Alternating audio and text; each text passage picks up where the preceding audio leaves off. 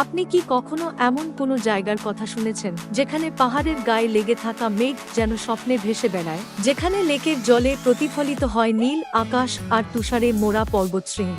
আজ আমরা যাচ্ছি সেই জায়গাতেই, পৃথিবীর সবচেয়ে সুন্দর দেশ সুইজারল্যান্ডে। সুন্দর বলতে আমরা কি বুঝি? শান্তির এক ফোঁটা ছোঁয়া, নিখুঁত প্রাকৃতিক ছন্দ? না, হয়তো তার চেয়েও কিছু বেশি। আজকের ভিডিওতে আমরা জানব কেন সুইজারল্যান্ডকে বলা হয় পৃথিবীর সবচেয়ে সুন্দর দেশ।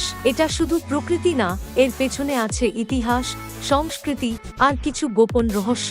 এক প্রকৃতির রাজ্য, এক স্বপ্নীল সৌন্দর্য। সুইজারল্যান্ডের সৌন্দর্য শুরু হয় তার প্রকৃতির হাত ধরে।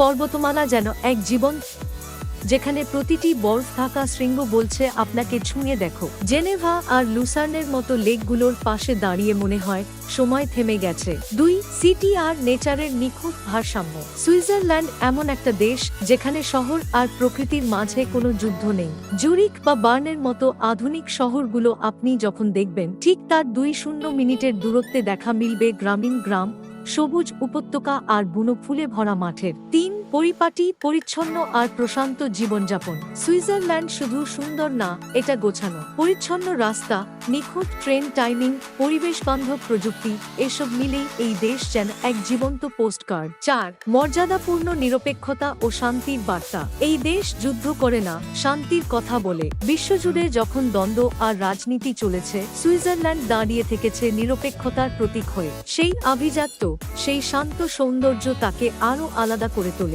পাঁচ চার ঋতুর চার রং। গ্রীষ্মে পাহাড়ে সবুজ, শরতে কমলা হলুদের হালকা পরশ, শীতে সাদা তুষার আর বসন্তে ফুলের মেলা। সুইজারল্যান্ড যেন প্রকৃতির নিজের আঁকা চারটা ভিন্ন চিত্র।